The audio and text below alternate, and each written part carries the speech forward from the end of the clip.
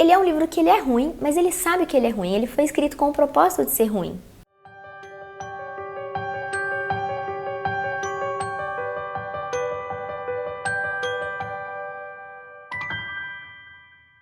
E aí, mundo, como vocês estão? Espero que esteja todo mundo bem. No vídeo de hoje eu vim conversar com vocês sobre os livros que eu li durante o mês de junho. Foram ótimas leituras, eu gostei de todos foram muito bons. Foram 6 livrinhos, nossa, já faz uns bons meses que eu estou lendo 6 livros todo mês. Só agora em julho que eu entrei de férias finalmente, glória a Deus. Eu espero que eu consiga ler mais aí nessas férias. Mas assim, são 2 semanas só de férias, então talvez eu não consiga. Mas eu tenho fé. Enfim, antes de eu começar a falar dos livros, não se esqueça de se inscrever aqui no canal caso você ainda não seja inscrito, deixar o like no vídeo, compartilhar esse vídeo com quem você acha que vai gostar, que assim você ajuda muito na divulgação e crescimento do canal. Me acompanhar nas outras redes sociais também, TikTok, Instagram, Scooby. Vai ter o link para todas elas aqui na descrição. Se você for comprar alguma coisa na Amazon, qualquer coisa, um livro, um lápis, um liquidificador, compra por favor usando o meu link, que também tá sempre aqui na descrição. E comprando desse jeito você ajuda muito o canal sem mudar nada no valor da sua compra. E se você puder e quiser contribuir ainda mais com o meu trabalho aqui no YouTube, considere fazer parte do clube de membros do canal, apoiando no Catarse a partir de R$5. Você já pode participar do nosso grupinho no Telegram, que a gente conversa, a gente faz leituras coletivas, tem sorteios. Não deixa de dar uma olhadinha depois, o link também tá aqui na descrição. E é isso, vamos começar. Eu, aliás, vou tirar meu óculos porque o reflexo dele tá me incomodando. Meu Deus, como eu odeio ser míope, agora eu não consigo mais me enxergar.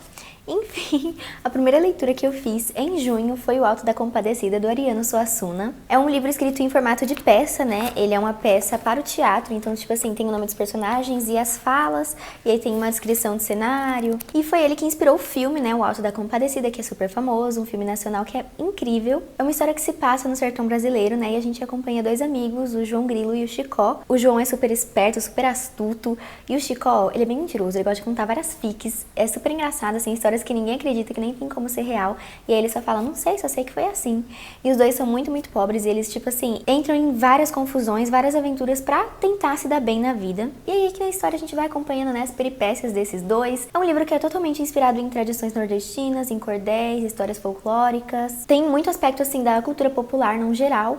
E ele tem essa vibe de espetáculo de circo. A ambientação dele, tipo assim, é muito bem feita, os personagens, nossa, são incríveis, muito bem construídos. É hilário, é um livro muito engraçado, muito divertido mesmo. Ele é muito genial. É um livro que ofende todo mundo, ofende inclusive minoria. Só que, tipo assim, é através dessas ofensas que ele vai criticando instituições, criticando os ricos, criticando desigualdades, criticando a hipocrisia. Ele tem também a sua moral no final, e sério, foi uma leitura muito prazerosa, muito gostosa mesmo. Em junho eu também li O Bom Filho, um livro sul-coreano. Ele é um thriller psicológico, né, um suspense. E ele é um livro que, tipo assim, ele fisga você, mesmo sem ter um mistério, uma revelação, mesmo ele sendo, tipo assim, uma história mais pacata e mais previsível, porque a gente já sabe desde o início o que aconteceu. O protagonista, ele, quando era criança, era nadador e, tipo assim, ele era quase num nível olímpico, assim, ele tinha muito talento mesmo, só que ele começou a ter crises de epilepsia e ele teve que começar a tomar remédio, tal, medicação, e por isso ele teve que parar com esse esporte. E isso deixou, tipo assim, muita tristeza nele, porque ele realmente gostava muito de nadar, deixou um vazio enorme nele, assim, e os remédios causam muitos efeitos colaterais nele também, e aí, tipo assim, de vez em quando, ele para de tomar os remédios durante alguns dias pra se sentir uma pessoa normal de novo. Até que tem um dia que ele, né, tava ali sem tomar os remédios, e ele acorda repleto de sangue, assim, ensopado de sangue. E quando ele vai pro andar de baixo, ele encontra a mãe dele morta. Ele tenta relembrar os fatos, né, tentar montar esse quebra-cabeça pra entender o que aconteceu. Ele tá pensando nas possíveis coisas que possam ter acontecido, ao mesmo tempo que ele se recusa a acreditar que foi ele que cometeu alguma coisa assim, porque ele jamais machucaria a mãe dele. É óbvio que não foi ele que matou a própria mãe. Nesse livro a gente fica se questionando o tempo inteiro o que aconteceu, o que tá acontecendo, o que é real, o que não é, porque o protagonista, né, que é o narrador, ele é uma pessoa muito racional e muito manipuladora. Ele manipula todo mundo, inclusive o próprio leitor, então a gente não sabe no que acreditar. É muito interessante, né, ter essa narrativa na perspectiva do vilão, de um narrador não confiável. Toda a construção psicológica é algo assim muito bem feito, o jeito com que o personagem vai descobrindo mais sobre si mesmo ao longo da leitura e tentando entender a vida dele, o passado dele, entender quem ele realmente é, juro, muito bem escrito. Eu li também 60 Primaveras no Inverno, que eu amei. eu lembro que eu tinha gostado e tal, só que tipo assim, quando eu tava pensando no que falar sobre ele aqui no vídeo, eu percebi que eu gostei dele muito mais do que eu tinha percebido inicialmente. Eu talvez inclusive devia ter falado dele no vídeo de melhores livros de 2023 até agora, que eu postei semana passada, vou deixar aí nos cards. Cara, é uma história maravilhosa. Aqui a gente tem, né, a protagonista, ela tem uma família tradicional, assim, né, tem o marido dela, tem os filhos, tem os netos, e no aniversário dela de 60 anos, bem tipo quando estão tendo uma comemoração, eles trazem o bolo, ela foge.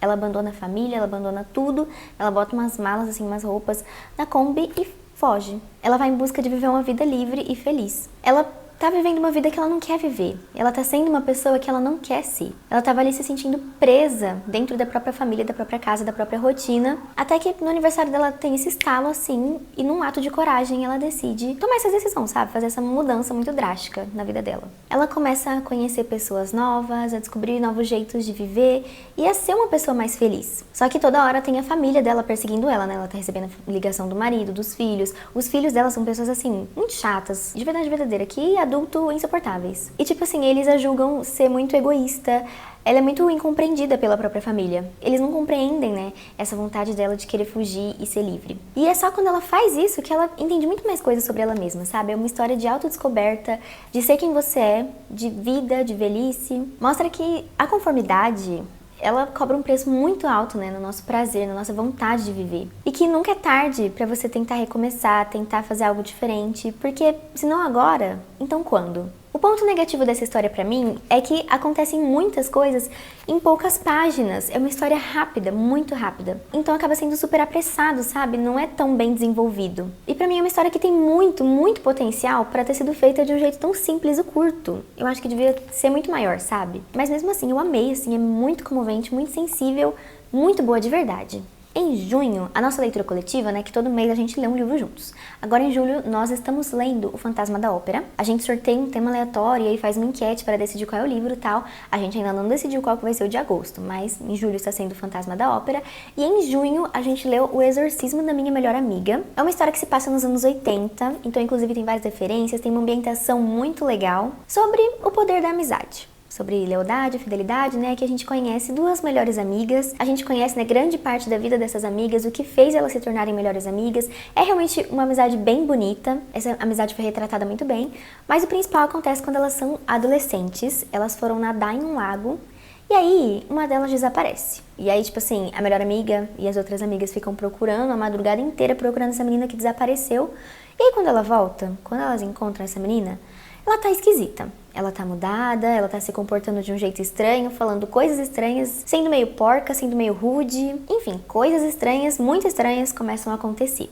Esse livro, ele é um livro que ele é ruim, mas ele sabe que ele é ruim. Ele foi escrito com o propósito de ser ruim. Ele é bem sessão da tarde mesmo, sabe? Ele é descontraído. Ele supostamente era pra ser um livro aterrorizante e tal, só que ele é mais um livro adolescente do que um livro de terror. É um livro que também tem críticas, apesar de ser boa, apesar de serem críticas rasas, assim. Tem as críticas, né? Críticas a pessoas ricas, a privilégios, a desigualdade de classes sociais, fanatismo religioso, né? Elas estudam em uma escola religiosa, até, tipo, a padrões de beleza, esse tipo de coisa. E eu achei um livro bom, gente. Eu achei um livro divertidinho, eu achei um bom passatempo. A gente foi conversar sobre ele, né? No grupo lá, depois da leitura coletiva.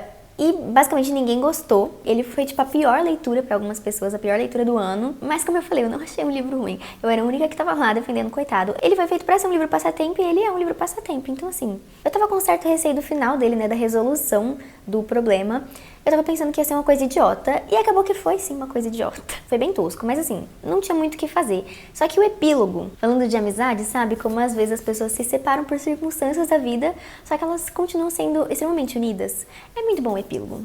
Um que virou favorito também aqui, Um Conto para Ser Tempo, da Ruth Ozeki. Um livro que dá uma misturada de ficção histórica, fantástica, e é muito doida. Muito criativa. Aqui a gente tem, né, uma escritora ali chamada Ruth. Será que foi inspirada na própria autora? E aí, ela tá andando na praia e do nada ela encontra uma coisa que ela acha que é um lixo, que foi trazido pelas ondas. Só que aí, quando ela vê, é uma lancheira, e dentro dessa lancheira tem diário, tem cartas, tem objetos, e ela começa, né, a ler pra entender e tal. E é o diário de uma adolescente que mora no Japão e que tá relatando a vida dela. Essa adolescente, ela morava nos Estados Unidos, né, e teve que voltar pro Japão. Ela e a família sofrem muita dificuldade financeira, ela sofre muito bullying pesado na escola. Ela tá passando por momentos extremamente difíceis.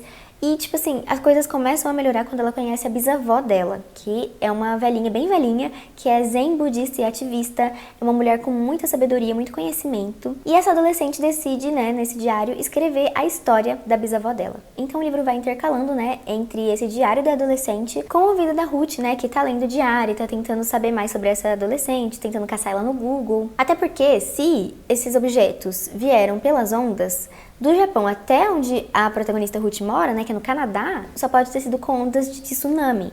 Então ela tá pensando que foi por causa do tsunami que aconteceu em 2011, aí ela fica preocupada se a menina sobreviveu e tal. E também porque a menina tava passando por situações muito pesadas, esse é um livro com inúmeros gatilhos. E a Ruth acaba se sentindo muito conectada, né, com essa adolescente, que é a Nao, que escreveu o diário. A vida delas parece meio que se interligar, até a gente, inclusive, se sente muito conectada a elas duas. É uma história super imersiva. Com essa leitura a gente acaba conhecendo mais aspectos, né, elementos da cultura japonesa, como o comportamento deles lá, a questões de monges e templos, da guerra também, né, e questões históricas. Mas ele é um livro que ele vai muito além, sabe, muito além mesmo. Ele mistura religião com ciência, com tecnologia, com meio ambiente, com filosofia, tudo isso de um jeito muito mágico, muito profundo e muito poético. Faz a gente refletir sobre a essência do tempo, né? Justamente o que é o tempo, o que é o agora, o que é o passado, o que é o futuro. E também refletir sobre a existência, sobre realidade, sobre morte. Ele foi extremamente marcante pra mim, sabe? Sabe quando a gente tem consciência de que a gente tá vivendo? E aí dá aquela vontade de realmente aproveitar cada mínimo momento da nossa vida? Esse livro me fez sentir assim.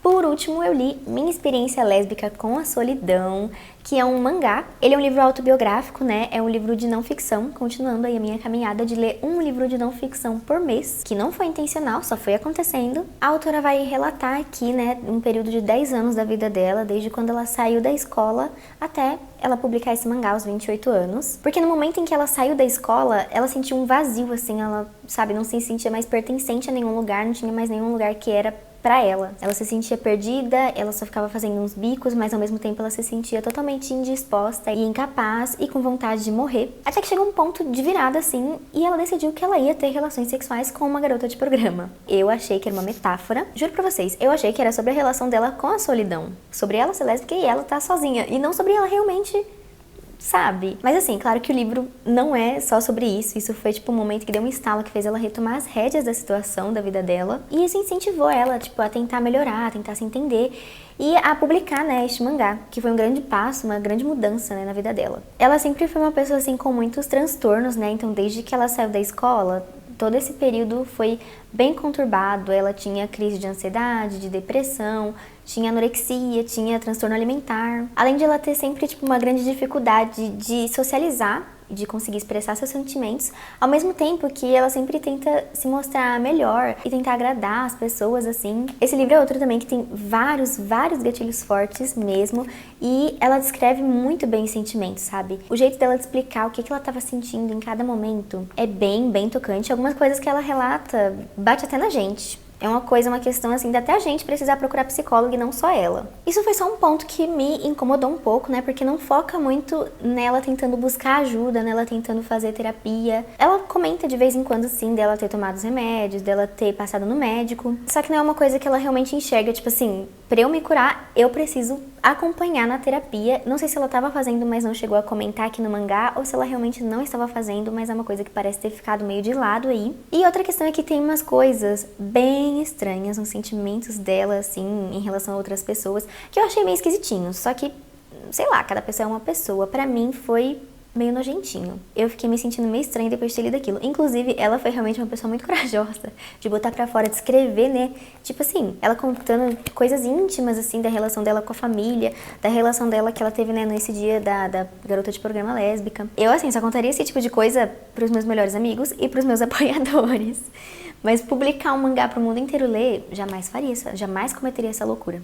Mas enfim, essa história, ela é uma grande reflexão, assim, sobre como às vezes pequenos passos, né, pequenas coisas, são grandes conquistas, sobre a gente dar valor a nós mesmos e pensar na gente em primeiro lugar. Todo esse processo de libertação dela, né, dela tentando se encontrar, se entender, se aceitar, mostra como isso é importante, né, como é importante você tentar descobrir quem você é e o que você gosta de fazer. Enfim, enfim, esses foram 6 livros que eu li no mês de junho. Não deixem de comentar aqui se vocês já leram algum desses, se vocês gostam ou não, e quais foram as leituras de vocês no mês de junho, né? Me indiquem algum livro, sempre pego indicações de vocês aqui. E é isso, espero que vocês tenham gostado e até o próximo vídeo.